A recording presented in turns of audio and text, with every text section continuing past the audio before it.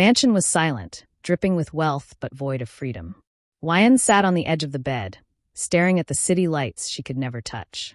The glass windows stretched. Her husband, Jungkook, walked in late, his black tie loosened, his jaw sharp with irritation. CEO of one of the largest empires in the country, he commanded boardrooms with ease. "Come to our bedroom now," Jungkook commanded as soon as he entered the mansion. Due to the sudden voice of Jungkook, Wyan was shaken as she was busy reading her accountant book, "You didn't call me today," Jungkook said quietly, placing his watch on the dresser. Silence.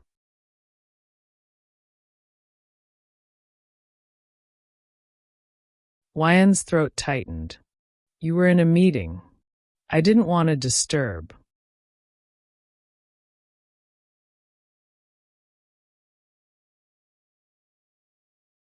"Disturb?" He turned, his eyes sharp.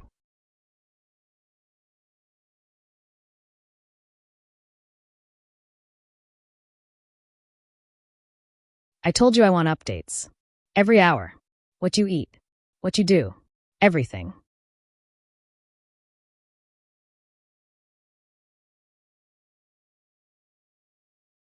"I'm sorry."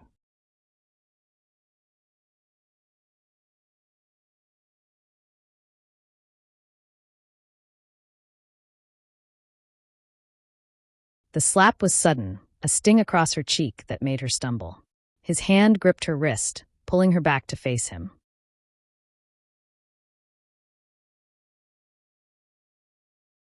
"Sorry doesn't fix it. You're mine. My wife doesn't disappear into silence." His voice was low, threatening, yet terrifyingly calm. Tears welled in her eyes, but she forced the words out. "I belong to you."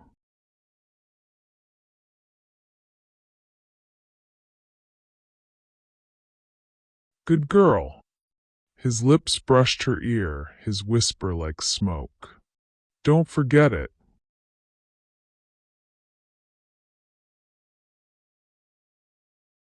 Nights blurred into punishments. Jungkook's anger was unpredictable. Sometimes it was his fist slamming into the wall beside her head. Sometimes his voice dripping venom, reminding her how weak and useless she was, how no one else would want her. Other nights, he punished her with his touch, rough, bruising kisses, hands marking her skin as if carving his ownership into her body.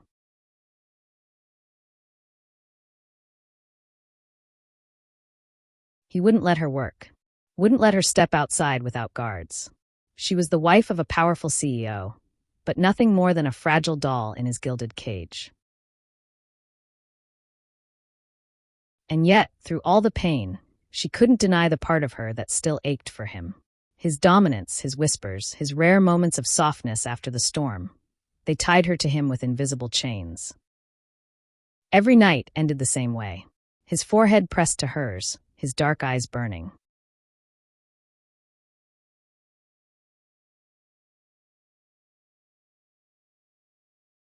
"Say it," he demanded.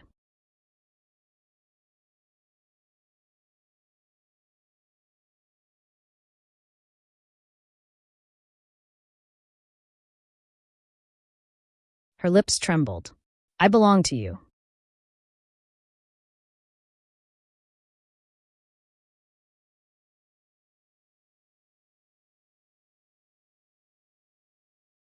And every night he smiled. "Good girl. My girl. Mine."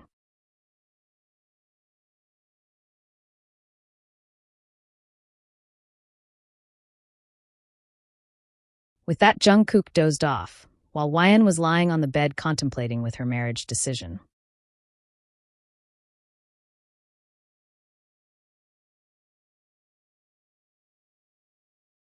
Next day.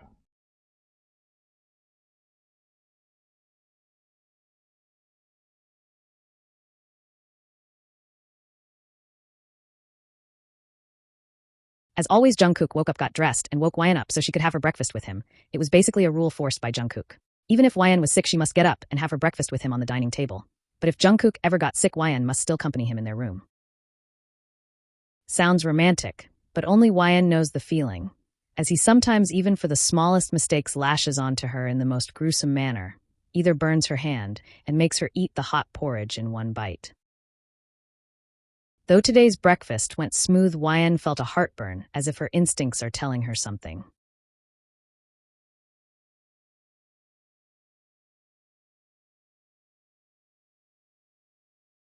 After Jungkook left, YN instantly stepped into the garden to seek warmth which she craved from her husband. But unfortunately, all Jungkook does it claim her and not love her. The nature eases YN's pain in a way she doesn't even notice.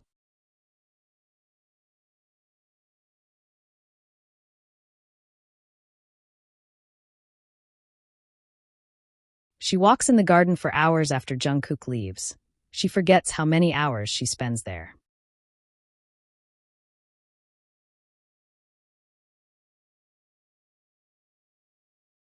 POV. I ran here as soon as Jungkook left the house. All I am allowed to do is walk around the garden and the house, that's it. People crave for such life, but only the experienced one knows how empty and void they feel in themselves.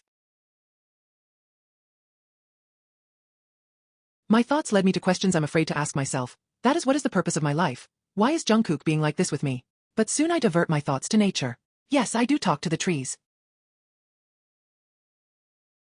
I sound stupid, right? But this is my life. The only people I see and speak to are Jungkook, few helpers, and these trees. And I accepted this life because I have no other choice. He will never leave me. I was sitting on the grass with one of my books and suddenly the wind blew heavily, blowing my hair to a side. That's when I saw my neighbor's house. Even though the house is as huge as our house, the neighbor's house was shining brighter than ours. All I see was how dark Jungkook's and my house was. All that our house needed was some love.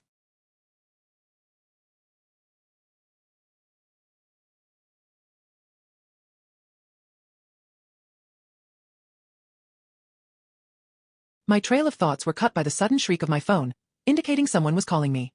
And I know it could only be Jungkook because he made sure that all my friends forget me and no other person could call me. He basically made the whole world forget about me. My past life feels like a dream to me. Surreal.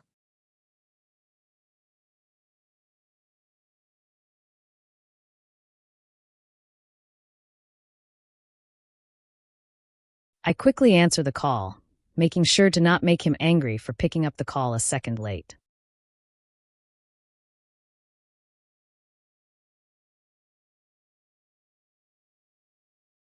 On the call.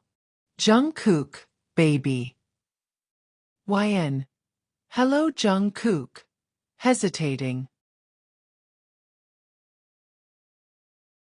Jungkook. Jungkook? I'm your husband, love, and you're speaking with your own husband so formally. Laughs. YNS. Sorry, ho honey. Jungkook. You don't have to be sorry, love. I was just joking. Jungkook. Okay, so I called you to let you know that I did join hands with Mr. Han and I invited him for dinner at our place today. So please make the arrangements. YN, congratulations about the partnership, and yes, I will make the arrangements. Don't worry. Jungkook. Love you. He paused, waiting for me to say it as well, but I felt as if my mouth was frozen. YN, somehow I mustered up my courage and told him. IIL. Love you, Jungkook. After that I disconnected the call. Later the same evening.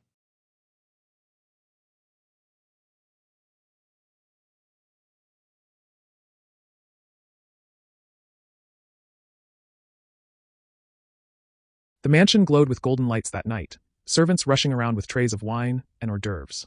Jungkook had invited Mr. Han, a 60-year-old CEO, to celebrate their new partnership.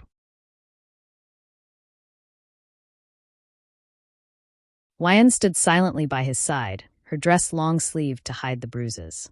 She had perfected the art of silence, of keeping her eyes downcast.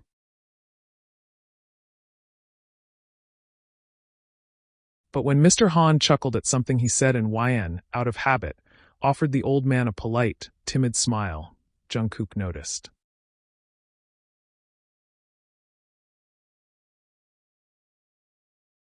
His jaw clenched. His hand tightened on her waist like a vice.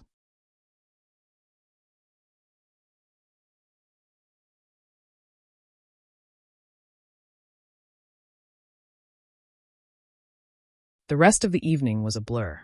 He smiled at his guest, toasted the deal, played the charming host. No one saw the storm brewing beneath his skin.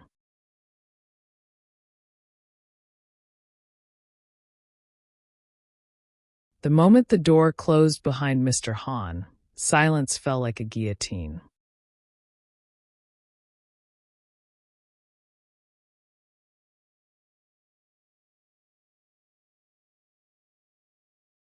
Jungkook's eyes were black with fury. You think you can smile at another man? His voice was low, deadly.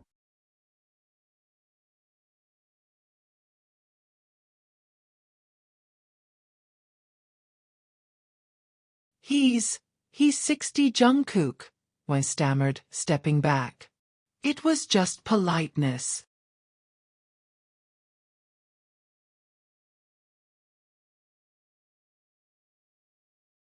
The crack of the belt across her skin silenced her.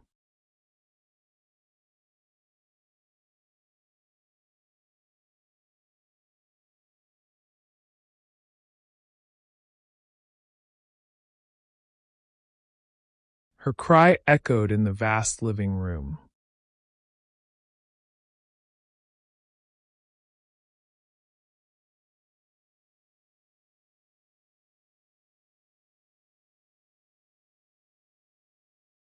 Politeness? Jungkook's voice thundered. You belong to me. Your smiles. Your words. Even your breath.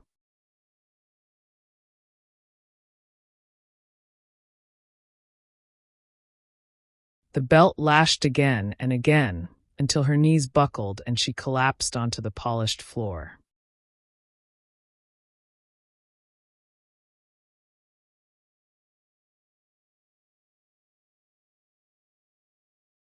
Each strike left angry red welts across her arms, her back, her thighs.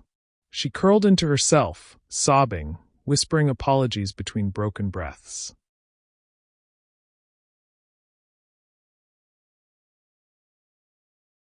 For an hour, Jungkook left her there.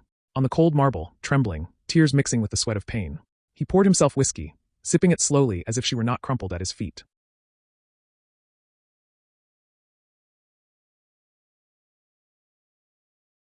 Finally, he knelt down.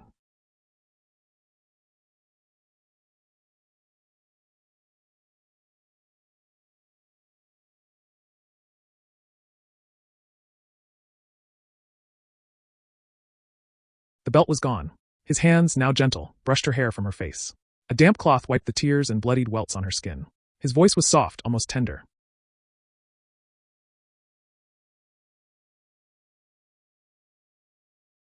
My love, he whispered, pressing a kiss to her swollen cheek. I didn't want to do this, but you force me. You make me lose control. Her eyes, glazed with tears, searched his face for mercy.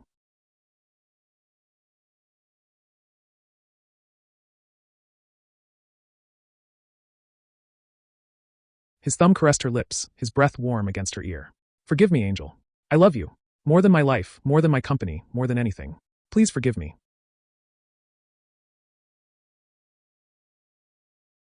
She choked on a sob, too broken to answer.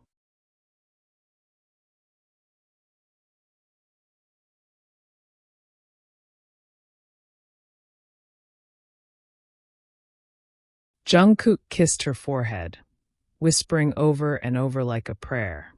You belong to me. Only me. Forever.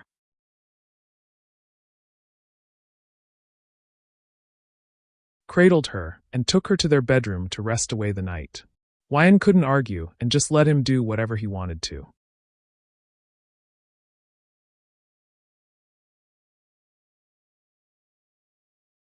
The next morning, her wrist ached from where he had grabbed her. She wore long sleeves to hide the bruises. Jungkook noticed anyway. Don't make that face, he said casually, adjusting his cufflinks. People would kill to be in your position. You live in luxury. You don't have to work, don't have to worry. All you have to do is love me. Wyan's chest tightened. But you hurt me.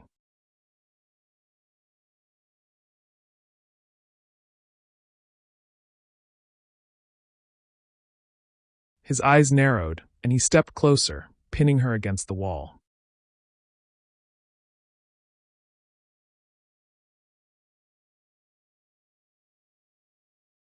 I love you, he said slowly, like a knife pressing against skin. Everything I do is because I love you. No one else will ever love you like I do. Do you understand? Her tears betrayed her, but she nodded.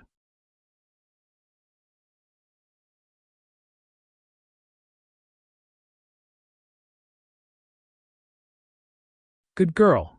He kissed her forehead gently, the softness almost cruel after the violence.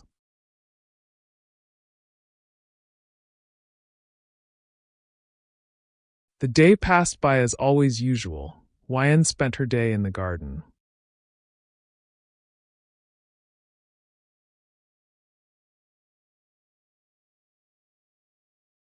The day passed by as always usual.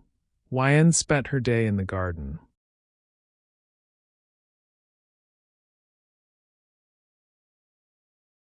Jungkook came home late, his tie undone, his eyes sharp as glass. I thought, foolishly, that silence might keep me safe. But then he spoke, voice too calm.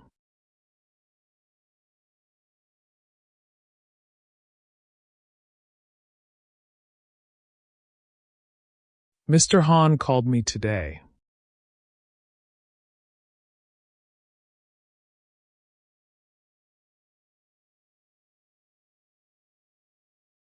I froze with the glass of water in my hand. Oh!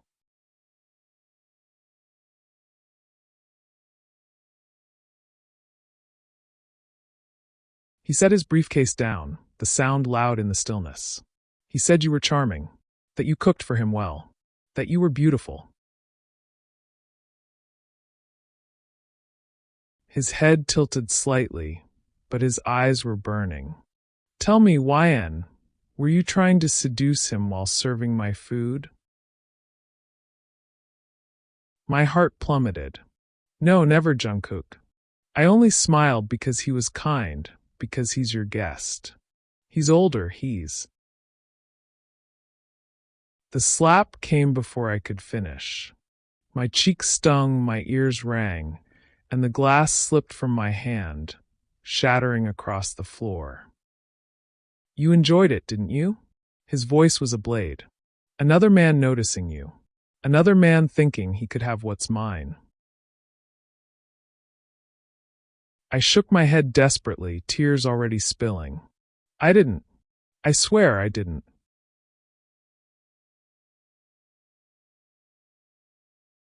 The hiss of his belt sliding free silenced me.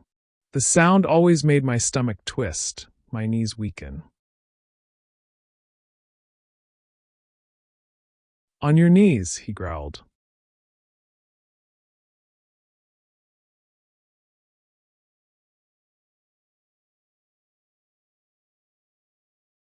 And I obeyed, because disobedience was a death sentence.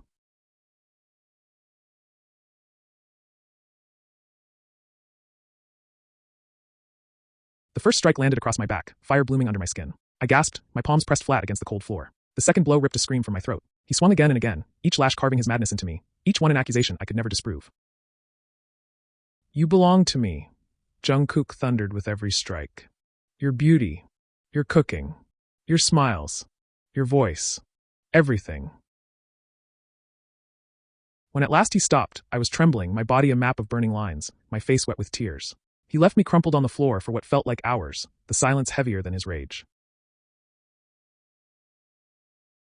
Then he returned, as he always did, not with thunder this time, but with the hush of ritual.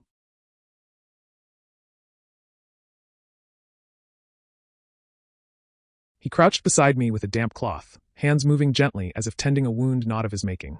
He cleansed the blood, smoothed the angry lines on my skin, his touch careful and reverent. Sure, he murmured, and the word sounded like a benediction. He pressed a light kiss to my cheek, soft and impossibly tender. You drive me insane because I love you, he breathed, as if confession and ownership were the same holy thing. I wanted to push him away, to speak the truth that would shatter him, but my limbs remembered how to submit. I lay there, broken and silent, and the house resumed its masquerade of peace while the marks on my body kept the secret of what had truly been sanctified that night. The mansion had grown suffocating, each hallway lined with invisible chains. After another night of Jungkook's wrath, Hwan wandered into the garden at dawn. Her body still ached from the belt, her wrists ringed with purple bruises, but she craved air. She thought she was alone until she heard a voice.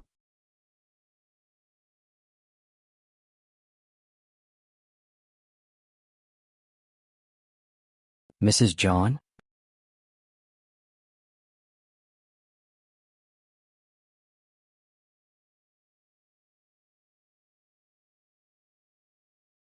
Namjoon's POV. For years, I had avoided this house. Not because I couldn't stomach luxury, I owned more of it than most men could dream of, but because of who lived next door. John Jungkook.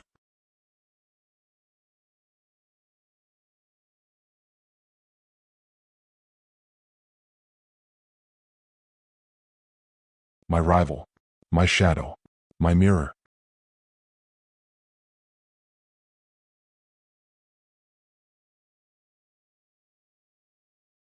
We had clawed our way to the very top of Korea's corporate world, step for bloody step, each refusing to yield the number one spot. He was ruthless, bold, merciless in every boardroom war, and I was no less. To the world, we were titans, men who shaped markets with a single word, who made an unmad. But neighbors? That I could never stomach. So I had kept my distance, living closer to my headquarters, leaving this estate locked and silent. Until now. 3 weeks of unavoidable work had forced me here.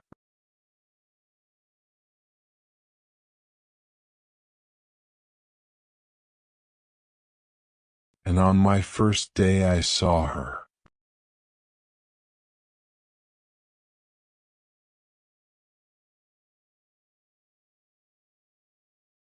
The late afternoon sun slanted gold over the gardens, and there she was, seated among the roses as though the world belonged to her alone. Her beauty struck me like a physical blow, hair dark as ink, skin glowing faintly in the fading light, eyes lowered to the flowers she touched with careful fing.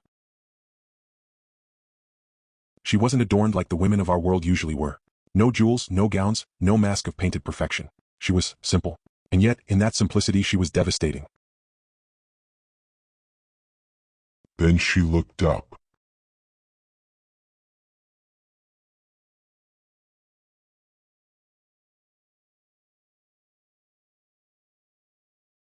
Our eyes met across the iron fence and the world tilted. Hers were brown, deep and wounded, carrying a silence I recognized too well. The silence of cages, the silence of someone who had learned to swallow screams. And that was when I knew who she was.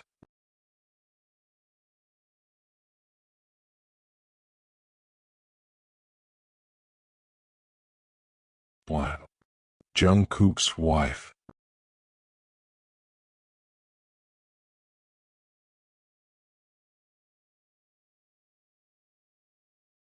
I had seen her before in photographs, at events where Jungkook kept her tucked against his side like a trophy. In those moments, I had never looked past the surface. Why would I? To me, she had been part of his display, proof of power, possession, and perfection. But now, seeing her here, stripped of the stage, I understood.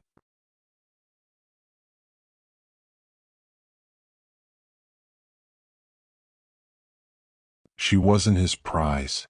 She was his prisoner.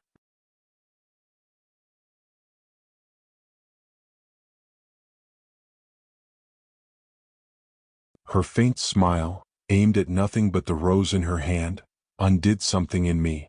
It was small, fragile, and yet it carried a defiance I couldn't look away from. And that was when danger began to burn inside me.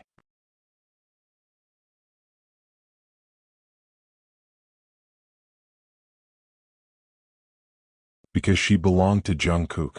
Because Jungkook was my rival. Because wanting her wasn't just desire, it was war. I should have turned back. But instead I stood there, my hand gripping the iron fence until my knuckles turned white.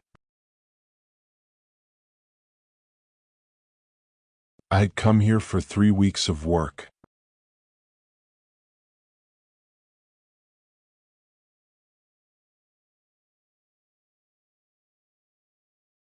But as her gaze lingered on me, just long enough to spark something unspoken between us, I knew the truth.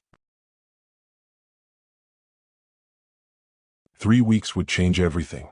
3 weeks, and the battle I had fought with Jungkook in boardrooms and stock markets would spill into blood, fire, and the heart of the woman he called his own. And for the first time in years, I wanted to fight not for power, not for empire,